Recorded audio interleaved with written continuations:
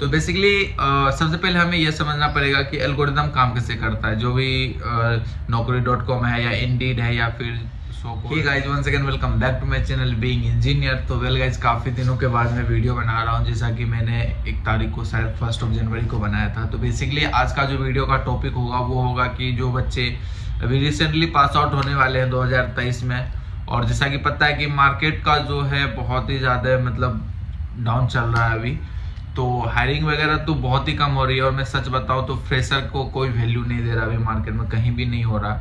और कुछ दिन पहले मैंने एक वीडियो बनाई थी MBA वाले बच्चों के लिए, तो मैंने उनको गूगल फॉर्म वगैरह भी दिया था कि मैंने बोला कि भर लो भाई, क्योंकि 30 से 40 मतलब बच्चे की हायरिंग चल रही थी और बिल्कुल बहुत ही ईजी वर्क था। और इनफैक्ट जो बच्चे काम कर रहे हैं अभी मेरे कंपनी में, तो वो मेरे पीछे ही वर्क करते हैं, तो उनको जितनी प्रॉब्लम होती है मैं सॉर्ट आउट करता हूँ, क्योंकि वो टेक्निकल कहीं ना कहीं टेक्निकल में कम हो जाते हैं, उनको टेक्निकल चीज़ें कम समझ में आती है। तो फिर मैंने देखा कि उनका वर्क क्या है, तो बहुत ही इजी वर्क था। लेकिन अब भाई अपनी अपनी सोच है। अभी जो बच्चे कॉलेज में हैं तो उनको अभी होप है कि भाई आने वाले दिन में जो है कहीं ना कहीं जो है मैं इन कैंपस जॉब लूंगा और अच्छा काम करूंगा। तो ऐसा नहीं है भाई, अक्सर देखा जाता है कि तुम्हें कह के कंपनी कुछ और ले जाएगी और वहाँ कुछ और काम कराने लगती है। सेल्स MBA वालों के लिए पर्सनली ये होता है कि बहुत सारे बच्चे मार्केटिंग एंड सेल्स में डाल देते हैं। कहने के लिए मार्केटिंग है, मार्केटिंग का काम अलग होता है, बाद में सब सेल्स ही कराते हैं। तो जो कॉर्पोरेट में है उनको तो ये चीज़ें समझ में आ रही है, और जो हमारे साथ हमारे बैच के बच्चे पास आउट हुए उसको भी ये चीज़ें समझ में आ रही है। और बहुत सारे बच्चे ऐसे हैं जो कि अभी जॉबलेस भी है,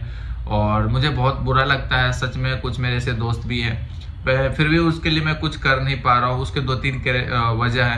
पहली चीज़ तो वो बस ये देख रहा है कि हमें जो हमारा एक मतलब जिसमें वो जो चाह रहे हैं वैसा जरूरी नहीं है कि जो तुम चाह रहे हो वही जॉब मिले।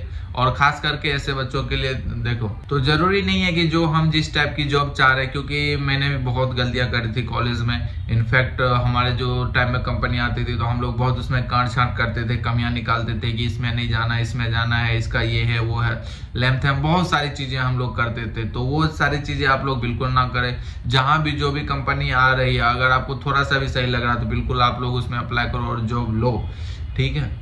बाद में जो होगा ना देखा जाएगा। 6 महीने 1 साल का एक्सपीरियंस जब तुम्हारे हाथ में आ जाएगा तो तुम कहीं भी स्विच कर सकते हो या जो भी है। तो आज मैं बेसिकली मैं ये बताऊंगा कि ऑनलाइन जो है हम लोग जॉब कैसे सर्च करें। कॉलेज में भी जो भी है तुम्हारा कंपनी आ रही है उसके साथ करते जाओ, और ऑनलाइन जो होती है, जो हम लोग ऑनलाइन प्लेटफॉर्म यूज करते हुए वहाँ पे कैसे हम लोग काम करेंगे। तो बेसिकली अभी जो मार्केट में चल रहा है सबसे ज्यादा मुझे लग रहा है अपने एरिया में naukri.com है 1 नंबर पे, उसके बाद इंडीड है, लिंक्डइन है। तो लिंक्डइन बेसिकली बहुत ही कम होता है। फ्रेशर में आपको जॉब रेफरेंस नहीं देगा, जॉब का नोटिफिकेशन तक नहीं आएगा आपको मुझे भी नहीं आता था। जब मैंने एक बार उस पर डाल दिया कि जॉब मतलब स्टार्ट कर दिया, तो अब मुझे उस टाइप का जो मेरा फील्ड है उससे रिलेटेड जॉब वो टाइम टू टाइम दिन में 1 या 2 बार नोटिफिकेशन भेज देगा कि ये है वैकेंसी निकली है तो वहाँ कर लो। तो थोड़ा लिंक्डइन थोड़ा टफ हो जाता है, और लिंक्डइन पे तो मुझे नहीं लगता किसी को जॉब वगैरह जल्दी मिलती है। हाँ, रेफरेंस के लिए मतलब आपके पास कनेक्शंस वगैरह होंगे तो आपको एक वो आता रहेगा, इन्फॉर्मेशन मिलती रहेगी कौन सी कंपनी में हायरिंग चल रही है ये वो। बाद में कि अगर टू बी ऑनेस्ट और ट्रूली आप लोग जॉब करना चाहते हो तो आप naukri.com को प्रीफर कर सकते हो। वहाँ पे आप लोग अकाउंट बनाए, और उसमें सावधानी क्या क्या बरतनी है। और सबसे जो बड़ी पॉइंट है, जो मैंने जो हायरिंग वाले HR होते हैं उससे बात करी तो उनका क्या सजेशन था, पर्सनली मेरे लिए था, तो मैं आप लोगों को शेयर करता हूँ ताकि आप लोग को वो प्रॉब्लम ना सॉर्ट करनी पड़े, मतलब प्रॉब्लम ना फेस करनी पड़े, ठीक है। तो बेसिकली सबसे पहले हमें यह समझना पड़ेगा कि एल्गोरिदम काम कैसे करता है। जो भी naukri.com है या इंडीड है या फिर सो-कॉल्ड लिंक्डइन है, इन सभी चीज़ों के जो है एल्गोरिदम को समझना पड़ेगा, तभी हमारे जो है रिज्यूमे शॉर्ट लिस्ट होगी। तो वो उसमें क्या होता है कि सबसे ज़्यादा जब आप रिज्यूमे अपलोड करते हो या फिर उसका जो वैकेंसी होता है, आप जो एक्सपीरियंस उसमें डालते हो, तो सबसे इम्पोर्टेंट ये रखना है। जैसे कॉलेज में आप लोगों को बताया गया कि रिज्यूमे में ये नहीं डालना कि HTML CSS आता है, और प्रोजेक्ट में भी मेंशन नहीं करना है, लेकिन यहाँ पे मेंशन करना है। क्यों? क्योंकि कोई भी HR सर्च कर रहा है कि भाई मुझे बंदे चाहिए जिसके पास जिसको HTML आता हो, CSS फ्रंट एंड के लिए चाहिए, मान के चलो फ्रंट एंड के लिए चाहिए, तो वो HTML CSS डालेगा या फ्रंट एंड डालेगा, लाइक इस टाइप का कोई कीवर्ड डालेगा। तो आपके रिज्यूमे में या आपके प्रोफाइल में जितनी बार वो मिलेगी वो ज़्यादा इम्पैक्टफुल होता है, और आपकी लिस्टिंग और आपकी जो रैंकिंग है उतना ज़्यादा ऊपर जाएगा। और सबसे पहले अगर सबसे ज़्यादा है तो सबसे ज़्यादा सबसे ऊपर शो करेगा। तो बेसिकली ध्यान में ये रखना है कि आप लोग किसी भी किसी भी प्लेटफॉर्म पे अपना प्रोफाइल बना रहे हो तो वहाँ पे प्रोजेक्ट को अगर डिस्क्राइब कर रहे हो तो उसमें जितनी भी टेक्नोलॉजी आपने यूज़ करी है वो तो डेफिनेटली डालनी है, उसको डिस्क्राइब भी कर दो। इनफैक्ट आप प्रोजेक्ट को अच्छे से डिस्क्राइब करो, उसमें शायद 500 वर्ड का लिमिटेशन होगा, मैंने चेक नहीं करा है। तो जब तक लिमिट फुल ना हो जाए अप्रोक्स उतना पहुंचा ही दो, ताकि आपका जो है थोड़ा सा वेटेज बढ़े। जब भी कोई वर्ड सामने वाला बंदा कोई भी सर्च करता है तो आपको जो है वहाँ पे कहीं ना कहीं आपका प्रोफाइल लिस्टिंग हो जाए और वहाँ आपको दिख जाए।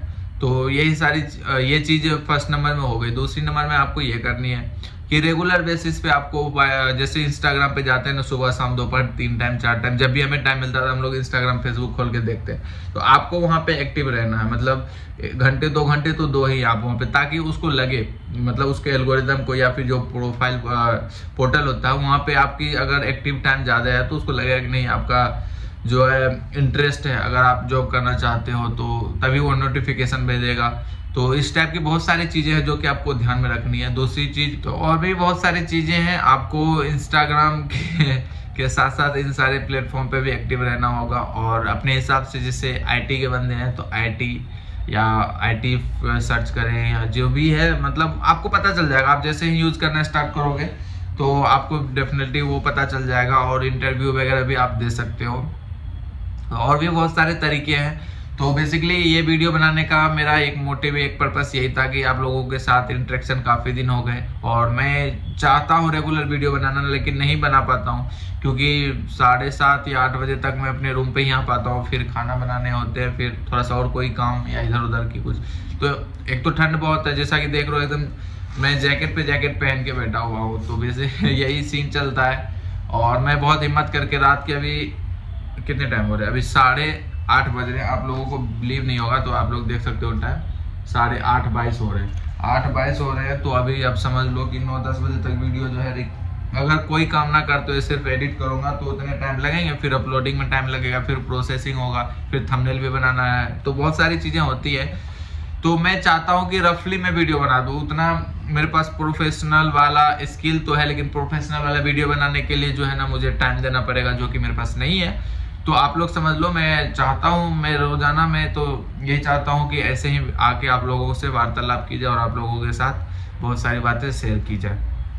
ये जॉब की हो गई बात। बाकी जो भी मुझे अगर आप लोग मुझे कहीं पे ऐसा कुछ इन्फॉर्मेशन मिलता है कि जॉब वगैरह की वैकेंसी मिली है तो मैं लिंक्डइन पे पोस्ट कर दूंगा या इंस्टाग्राम पे डाल दूंगा। तो आप लोग लिंक्डइन और इंस्टाग्राम दोनों ही फॉलो कर ले, जिसका लिंक डिस्क्रिप्शन में दिया गया है ना।